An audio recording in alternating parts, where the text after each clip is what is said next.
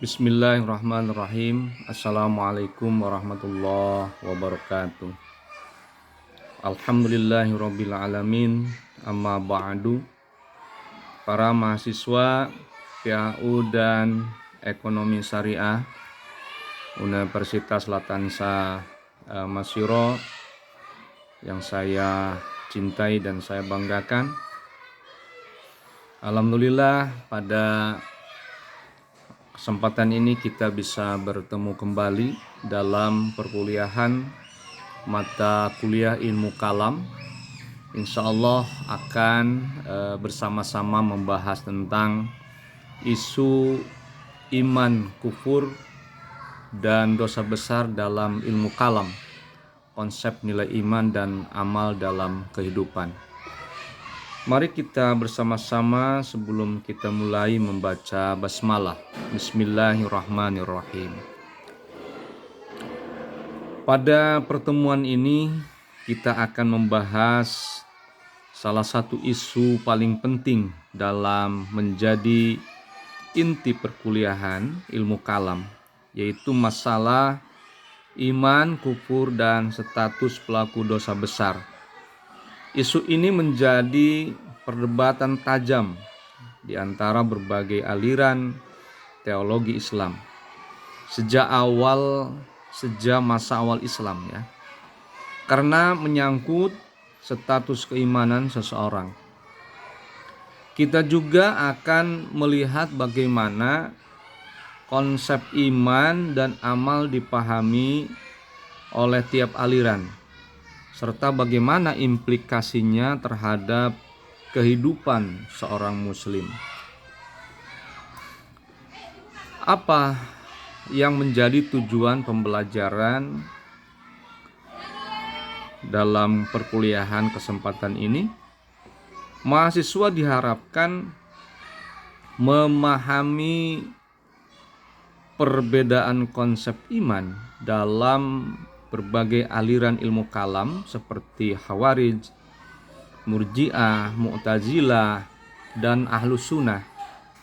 Mahasiswa juga diharapkan mampu memahami definisi kufur serta ragam bentuknya.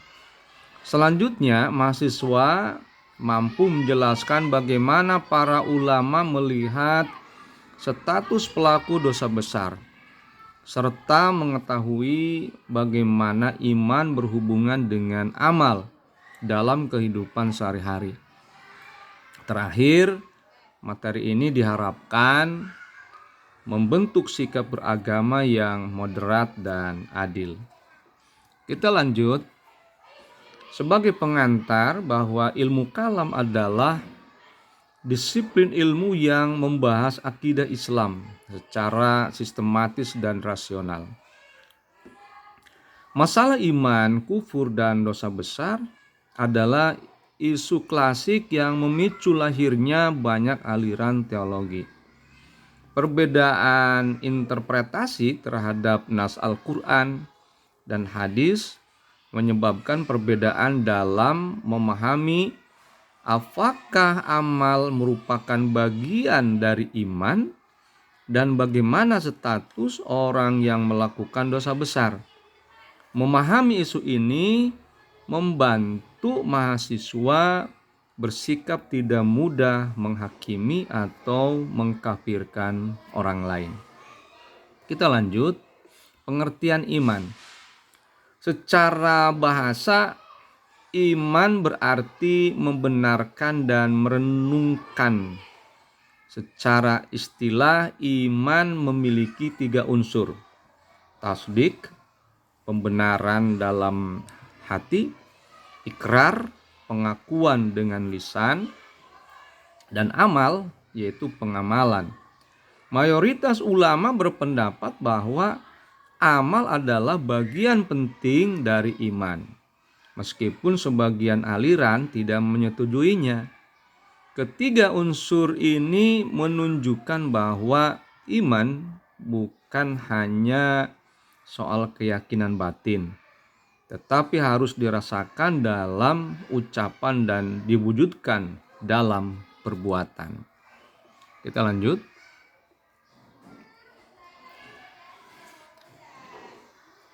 Iman menurut aliran ilmu kalam. 4 aliran utama berbeda dalam mendefinisikan iman. Kalau Ahlussunnah, iman itu terdiri dari keyakinan, ucapan dan amal, bertambah dan berkurang. Dengan demikian, amal mempengaruhi kualitas iman. Kalau Murji'ah, amal bukan bagian dari iman. Selama hati meyakini, seseorang dianggap mukmin sempurna. Kalau Khawarij, amal adalah inti dari iman. Melakukan dosa besar berarti hilangnya iman. Pelakunya menjadi kafir. Sedangkan Mu'tazilah, pelaku dosa besar bukan mukmin dan juga bukan kafir, tetapi berada pada posisi di antara dua posisi. Nah, perbedaan ini berdampak besar ya pada cara memandang pelaku dosa besar. Baik, saudara-saudara yang saya cintai dan saya banggakan, berikutnya adalah pengertian kufur. Kufur secara bahasa berarti menutupi atau mengingkari. Dalam konteks ilmu kalam, kufur adalah penolakan terhadap kebenaran yang seharusnya diyakini. Kufur bisa muncul dalam keyakinan, ucapan, atau perbuatan. Para ulama membedakan kufur menjadi kufur i'tiqadi yang mengeluarkan dari agama, kufur amali yang tidak mengeluarkan dari agama. Memahami perbedaan ini penting agar tidak mudah mengkafirkan seseorang hanya karena kesalahan yang sifatnya amaliyah. Kita lanjut, macam-macam kufur. Ada beberapa bentuk kufur ya. Kufur juhud, mengingkari kewajiban yang sudah jelas. Kufur ingkar, penolakan terhadap ajaran Islam secara umum. Kufur nifak, keyakinan kufur di hati tetapi tampak beriman secara lahir. Kufur i'rad, bersikap acuh, tidak peduli pada kebenaran. Kufur istihza, menghina agama atau ayat-ayat Allah. Dan kufur syirik, menyekutukan Allah. Dengan memahami kategori ini, kita bisa mengetahui tingkat kesalahan dalam praktik keagamaan dan membedakan mana yang benar-benar membatalkan iman. Kita lanjut, dosa besar, al-kabair. Dosa besar adalah perbuatan yang disertai ancaman khusus, baik berupa hukuman dunia maupun akhirat. Jumlahnya banyak dan para ulama menyebutkan berbagai contoh seperti syirik, zina, pembunuhan, riba, durhaka pada orang tua, dan sebagainya. Dosa besar bukan sekadar kesalahan kecil. Ia dapat merusak kualitas iman dan konsekuensinya berat jika tidak disertai dengan tobat. Berikutnya, status pelaku dosa besar menurut aliran kalam. Nah, inilah titik perbedaan yang paling besar ya antara aliran-aliran yang ada dalam ilmu kalam. Umpamanya Khawarij itu menganggap pelaku dosa besar sebagai kafir dan kekal di neraka. Nah, sedangkan Mu'tazilah itu menganggap pelaku dosa besar berada dalam status di tengah-tengah. Tidak mungkin ya, tapi tidak kafir. Tidak mukmin tapi tidak kafir. Di akhirat kekal di neraka. Murji'ah tetap mukmin karena amal tidak termasuk iman. Penilaian dosa diserahkan kepada Allah sepenuhnya. Ahlussunnah, pelaku dosa besar tetap mukmin tetapi fasik. Ia tidak kafir dan nasibnya di akhirat tergantung pada rahmat Allah. Perbedaan ini menunjukkan keragaman dalam memahami hubungan iman dan amal. Kita lanjut. Mengapa perbedaan ini terjadi ya? Apa sebab perbedaannya? Perbedaan lahir karena perbedaan metodologi. Khawarij cenderung tekstual dan ekstrim. Ya, tekstual dan ekstrim.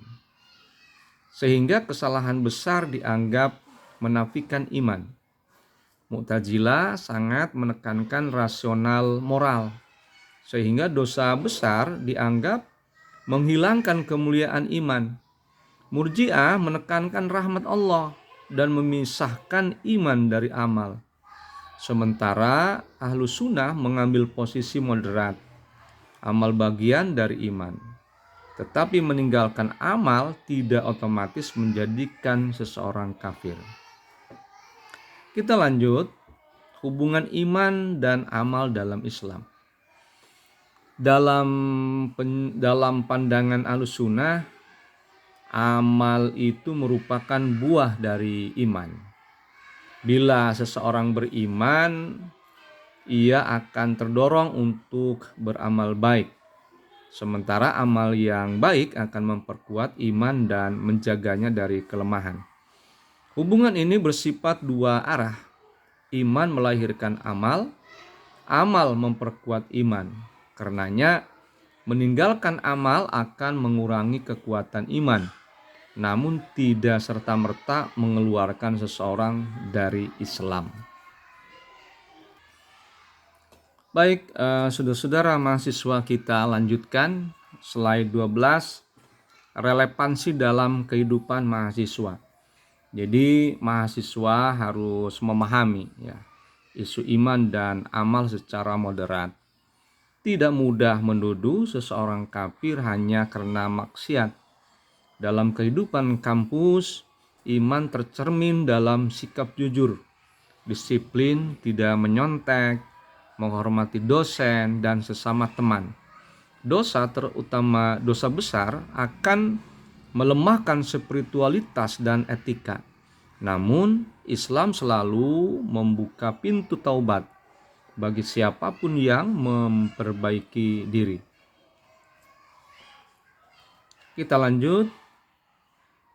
Contoh kasus ya, nah, ini untuk didiskusikan oleh kita ya, oleh para mahasiswa ya, dengan contoh-contoh ini untuk membantu mahasiswa menerapkan teori ya.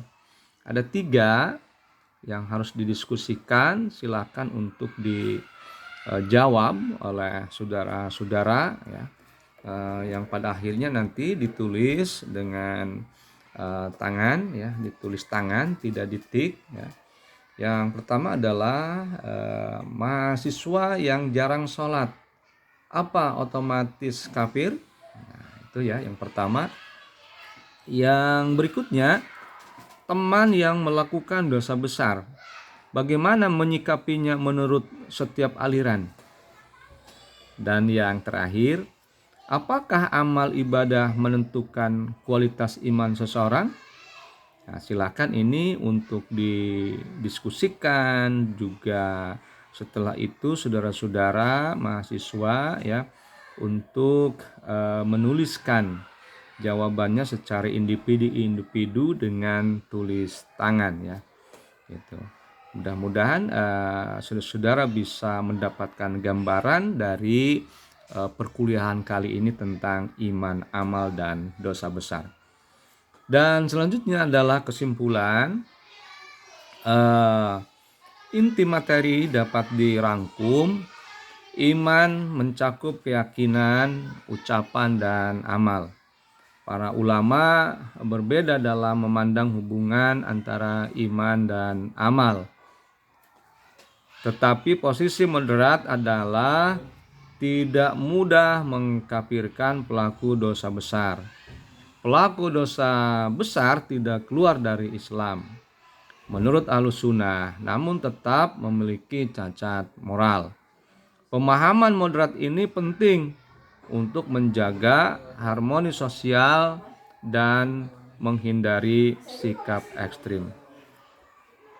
Saudara-saudara, demikian perkuliahan kali ini yang saya bisa sampaikan. Mudah-mudahan bisa menjadikan tambah pemahaman dan tambah ilmu pengetahuan dari mata kuliah ilmu kalam.